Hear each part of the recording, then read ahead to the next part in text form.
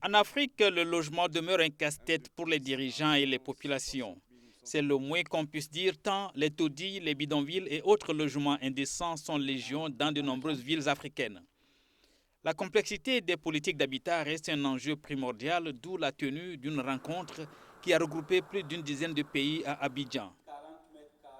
Initié par le réseau Habitat et Francophonie, ce séminaire porte essentiellement sur le financement du logement social.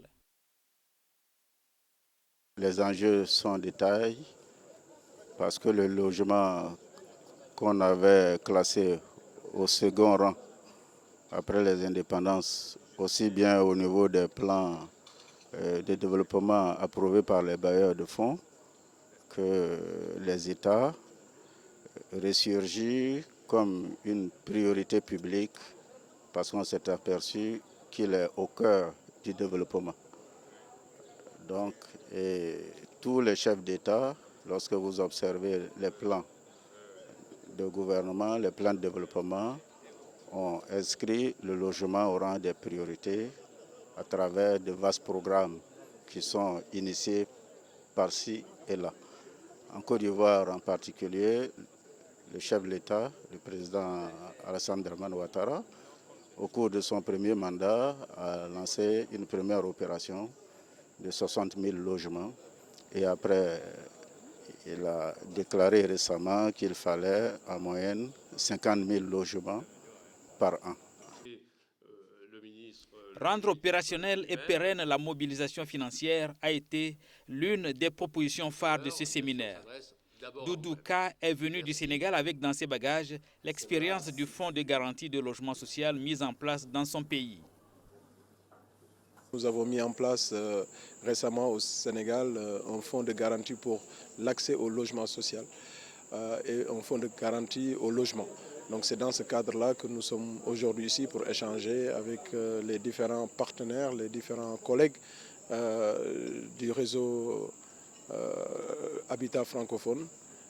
Et notre présence ici se justifie également par les échanges sur la mise en œuvre effective des programmes ambitieux de nos différents gouvernements, que ce soit ici, que ce soit au Sénégal, en termes de logement social. La résolution finale veut que les gouvernants fassent du logement une priorité dans les politiques publiques. Par cette déclaration, document final du séminaire sur le financement du logement social, constatons la nécessité de l'engagement politique volontariste des États en matière de logement.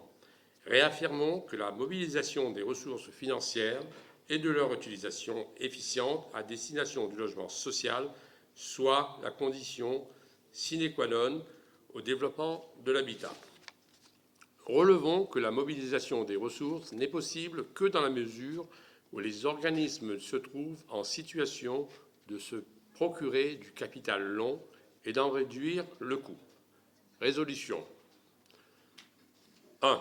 Interpellons les plus hautes autorités des États à faire du logement une priorité publique.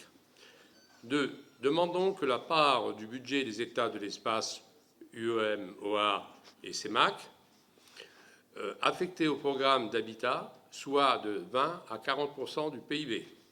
Demandons des mesures incitatives, notamment l'allocation de ressources conséquentes aux instruments, outils et mécanismes intervenant dans le financement du logement. Relativement au foncier, résolution numéro 4, demandons aux États de prendre des mesures et de mener les réformes nécessaires pour la mise à disposition d'un foncier sécurisé et viabilisé. Environ 100 millions de personnes sont sans abri et 1,6 milliard vivent dans un logement de qualité précaire. Le réseau Habitat Francophonie, créé en 1987, permet à ses membres d'accroître leurs performances grâce aux échanges d'expériences.